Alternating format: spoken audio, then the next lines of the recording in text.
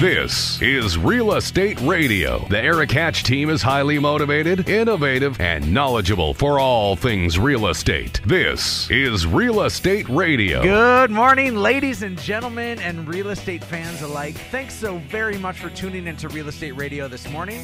I'm your host, Erik Hatch of Hatch Realty, and if you ever want to stop by and see us, I encourage you to head to 1205 16th Avenue South. That's right, we're located the corner of University Drive and 16th Avenue South. It's the old pediatric dentist office. So if you've had horror stories and terror at that place, because I know I did as a kid, it's now miraculously wonderful. And don't get me wrong, Dr. Hunter was really great. And it's just fun. He's even stopped by to take a look at the place and loves what we've done. But enough about where we're at. I want to talk about where you are at. Because if you are living in a house right now, guess what? Hardly anybody else is selling their house right now. People in January oftentimes freeze just a little bit in terms of selling their house. And when they freeze in terms of selling their house, that means that the supply and demand model completely shifts. So if you are sitting on an opportunity right now with a fabulous house, you're going to have this grand blessing for you to sell your house for top dollar, and hardly anybody else is doing it at this time. So I can tell you that the sea of buyers we have out there right now is robust. In fact, there's a plethora of buyers out there looking for houses, and they can't find what they're looking for. So even if you want to dabble, we can take your house, put it on the market, and we can leave it where you can have privatized showings. You can put it out for the masses to see. We don't even have to put it on the MLS, and we can just sell it in our pocket. There's 1,000 different ways to skin this cat, but you are sitting on a gold mine right now, my friends. And if you own a house, if you own real estate in Fargo, North Dakota, West Fargo, or Moorhead, boy, you have an opportunity to fill your pockets with some cash if you want to move. And then, of course, the realistic point is this, is if you're in a bigger house, you can keep your payment the same simply by getting a low interest rate, which is what today's market offers. So let's stop chatting on air and let's start talking in person. 369-4839 or head to livefargomoorhead.com. But first things first, let's find out what's happening with real estate news this week. With rents rising faster than incomes, many millennials are expected to start looking to buy homes of their own. What they will find are much more favorable conditions than they have seen in years, including lower down mortgage payments, looser lending standards, and a bigger selection of homes to choose from. Here are 4 housing market trends economists and other industry experts expect to see in the year ahead. Looser lending standards. 2, there will be more homes to choose from. 3, home prices will become more affordable. And number 4, mortgage rates will move higher at some point. And that's what's making real estate news this week. You're listening to Erik Hatch with Real Estate Radio. Breaking in, shaping up. In studio with me this morning is a good friend, the prophet in my life, the man who brought me to real estate, the man who brought me to radio, and an all-around great guy, Mr. Jason Spiess, formerly of KFGO. Hey. So good morning, Jason. How you doing, I'm Mr. Great. Erik Hatch? I'm great. I was talking off air of how our hair has changed radically. I have way more forehead, and you have way more gray. So it's a nice blend that you and I both are experiencing. Appreciate the observation here. It's a nice thing to say on a Sunday morning. It is, that yeah. I'm going gray. Yeah, it's still all there, though, so blessings to you on that. Hey, Jason, you no longer are with KFGO, but radio is still something that you're doing, right? I do some radio, yes. So what in the world are you doing? Multimedia content creation, I guess, for the Bakken and capitalistic ventures in North Dakota. We do a daily radio program that airs on about 35 radio stations. We have a weekly, which airs on 21 stations across the upper Midwest. I write for a variety of publications. I write a weekly column for the Bismarck Tribune, as well as 2 or 3 in their monthly magazine, which is a Bakken affiliated magazine. Got picked up by 2 national magazines now. I write for the Oil Man, high-end oil money type magazine, okay. And they actually put a column with my name in it, Q&A with Jason Spiess, a monthly feature that they do now because Excellent. We've had such and that has to do with the Bakken out in western North Dakota. There's been some billionaires and some celebrities and some real movers and shakers across the planet that have gone out to the Bakken, which is a world-class play. And what that means is that it's here to stay. It's not a boom-bust cycle. It impacts the eastern part of the state. And one thing that we're going to talk about this morning is housing. Mm-hmm. And this is the year that housing drops in the Bakken. You will be able to get a good priced home in the Bakken just because of the price of oil's gone down. And that was going to be my next question, Jason, is because oil has shot down, is that completely changing the landscaping out in western North Dakota now? Not completely, but somewhat. And this is not new news. The oil companies anticipated a softer market this next year. Nobody anticipated a $50 drop in 2 months' time. Right. What that means is that instead of, say, drilling on the Montana-North Dakota border up by Center and Noonan, they're going to move to the Williston, Watford City, Tioga area. So they're going to centralize their drilling rigs. If there was no more new drilling and they just drilled what's in the ground now, my son's grandchildren would still be active in the oil industry. That's how much drilling is yet to be had. Really? Yeah. Again, Jason Spiess in studio with us, and we're talking about the Bakken and the wild, wild west of western North Dakota. So, Jason, you said that your son Otis, who happens to be my godson, I'll be darned. Full disclosure. That's right, full disclosure indeed. One of the funniest kids I've ever met, too. Absolutely love that guy. And by the way, he's got a show coming out called Kids in Capitalism. So kidsincapitalism.com for those people that want to check it out. The show debuts on January 17th, and he interviews Roger Johnson, the National Farmer Union president. They talk about driving tractor when he was 7 years old. Your 8-year-old son interviews Roger Johnson. Yes. Yeah, he's interviewed a couple millionaires already for Kids in Capitalism. It'll be a good time. But anyway, sorry, go on with your story about all this.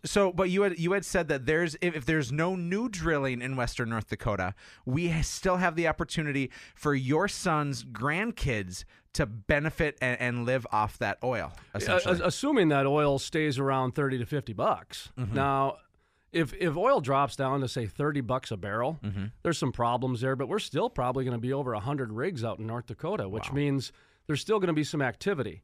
Now, low oil prices is good news for the people who put gas in their car. High oil prices is good news for people who like to do construction and building and major crane operations like the Sanford building outside of town here, because that's how a bull and bear market works. But what is happening with housing is they overbuilt out there. At least now they have, because less people out there with jobs because of the lower oil prices. The oil companies, they're going to shift their dollars a little bit and reduce by 20%. But they're still going to make their profit. They still anticipate. Well, there was so much meat on the bone in the first place. Yeah, and really they've been shaving since 2012. Okay. From 2012 to 2013, the pad drilling, which is those pads that you see out in the Bakken where the oil comes out of, they went from an average of $13.5 million down to $7.5 million. In 1 year, they shaved $5 million off of that foundational expense. Wow. And then they started doing some more like liquid natural gas generators on site instead of flaring. So they have been shaving and sharpening those pencils quite a bit, and we'll talk about the housing part too. It's fascinating to me, Jason, what you not only have learned about what's happening in western North Dakota, but how you've become the voice. There are people who come in and out quite often telling stories, whether it be the things that the Forum is doing or the things that the Wall Street Journal or New York Times are doing, and yet you've been consistent there from the time in which you had the wild harebrained idea to run a food truck and run a media company out of that to now with no internet. Yeah, it was, and I visited you out there, and I'll be darned. I'm just gonna leave it at that. Is an I'll be darned type thing. But Jason, you continue to be a regular voice for the Bakken, and we have a lot more to learn. So stick around, folks listening. Don't go anywhere. We have the break coming up, but following that break, we're gonna have more Jason Spiess. In the meantime, head to livefargomorehead.com to take a look at some houses and to find out what your house is worth. This is Real Estate Radio with Erik Hatch. Stick around. More Real Estate Radio with Erik Hatch after this.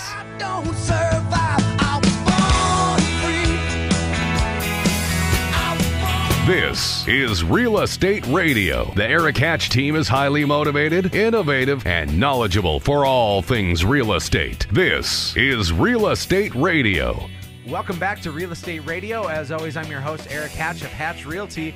And in studio with us, we have my dear friend, Jason Spiess. And we're talking real estate in the Bakken. So with the change in oil prices, Jason, now we're taking a look at the Bakken as a different landscape. And that certainly affects us here in the Red River Valley. It certainly does. I mean, when you talk about oil impacts the entire economy. Mm-hmm. And the show that follows this with Paul Myers and Steve Poitras, they will absolutely agree with me, in my opinion, that the oil affects the economy from ag to transportation to anything. Take the gas prices right now, the oil prices right now. That means shingles are going to actually go down in price. Mm-hmm. So that way, the people shingles and lumber and all those things. Yeah. Absolutely, and so that's going to help out the construction industry quite a bit. However, the oil industry does get impacted by that. Now, they're going to have to do some layoffs out in western North Dakota just because of the reductions that's happening, which means labor costs go down here, correct? Well, they should, yeah. And you know who's benefiting housing-wise the most? I found out Grand Forks. Really? Grand Forks, because that's a straight shot on Highway 2 from into Stanley and Tioga and Minot. Mm-hmm.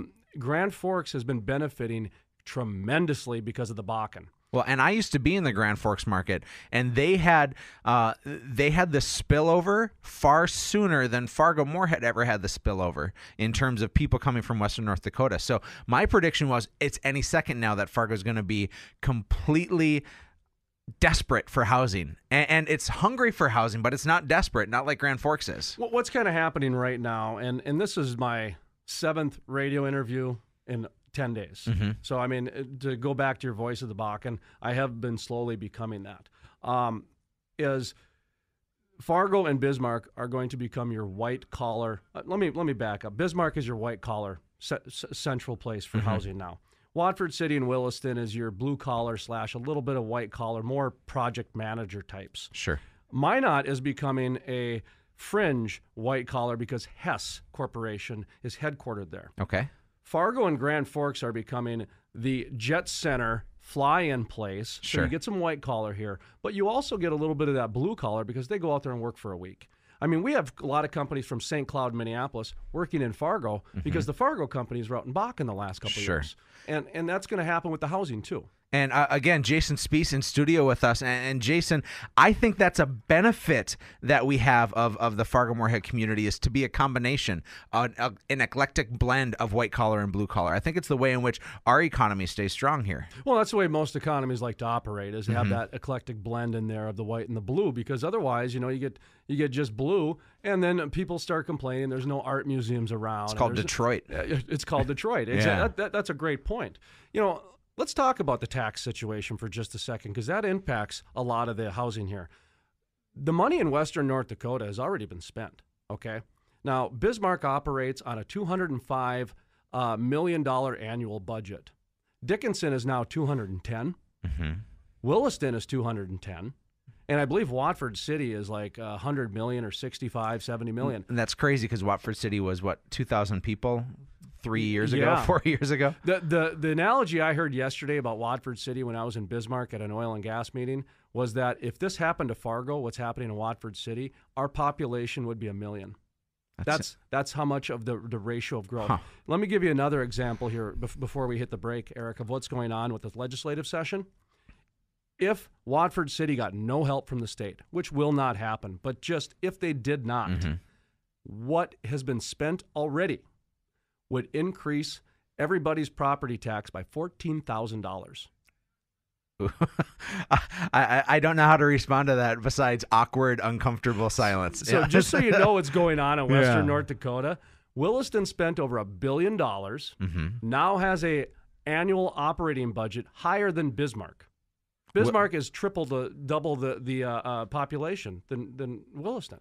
That's so wild. Do you think Fargo is going to be impacted at all in this next legislative session? Absolutely. Yeah, and they started this week with that legislative session, so it's going to be very, very intriguing. Jason, give us a forecast of what you're expecting for real estate here in the Red River Valley because of the Bakken this year. I believe that if we were to sit down and do this interview next year, the average price in Fargo will increase by 20%, and the average price in the Bakken will decrease by 35%. So you're saying that you expect Fargo's real estate to increase on a rate of 20% in the next year. What is that? If you have a $100,000 house, what is it, $120,000? Yep. Maybe 115. Okay. Yeah, I would say so. Well, we've seen 6, 7, 8, and 9% increases the last 3 years in the Fargo-Moorhead area. I think we're going to see a resurgence of Moorhead this year, simply because of a supply and demand model. Moorhead's economy still is pretty strong, and so a supply and demand model. And then knowing that in the western part of the state, it's just not going to be as robust as what it was. I think that trickle effect here is going to really affect our community here in the next 12 months. I completely agree. In fact, these gas prices are going to only increase the airline traffic going in and out of the Bakken, which is only going to boost up Grand Forks and Fargo. Talking with the representatives from KLJ, they're the ones who told me about the increase in the flight patterns and the housing happening on the eastern side. It is a wild ride, my friend. Jason Spiess, thanks for being in studio with us. Always great to have you in, and we're going to have you in as a more regular guest because this is really intriguing and affects everybody who's in the listening audience. Well, I appreciate it very much. It's helped me with my public speaking I'm doing this year. Oh, great. Hey, head to livefargomoorhead.com or give us a call at 369-4839. We are almost out of time, my friends. I want to thank you for tuning in. And before we wrap up, let's close with a couple of final thoughts. The first is this. I think that what Jason spoke about with the way in which the Red River Valley will be affected is absolutely true with a capital T. Now, the exact percentages and that sort of thing are really going to be hard to wrangle together and to figure out what that's going to be until the year is up. But truth be told is that real estate is appreciating in the Red River Valley, and that's an exciting time to own. So if you currently don't own, I have to tell you that the people who own rental units will be increasing your rent. And you're getting absolutely nothing on your return for that except for a little less hassle and responsibility. If you have it within yourself to take on a little more responsibility, real estate is the greatest appreciating asset that you can have. According to Warren Buffett, that's the way to get wealthy. According to Jason Spiess, we have Warren Buffett and Jason Spiess in the same sentence. I'll be darned. But according to people who know what's going on right now, ownership of real estate is one of your greatest ways to achieve wealth. So if that's one of your desires, now's the time. And if you're in a home, I would say now is the time for you to move up and to grab more while the getting's good. Prices are only going to increase, and if you're moving up, you're going to be buying more, and you can buy it for less today. So that's your opportunity to sell your house, to get top dollar in today's market, grab onto a historically low interest rate, and to take advantage and get more house before prices shoot up. Now is the time, and we should talk. 369-4839 or head to livefargomoorhead.com. And thanks so very much for tuning into Real Estate Radio this morning. I've been your host, Erik Hatch, on the Mighty 790 KFGO. 'Cause I'm gonna make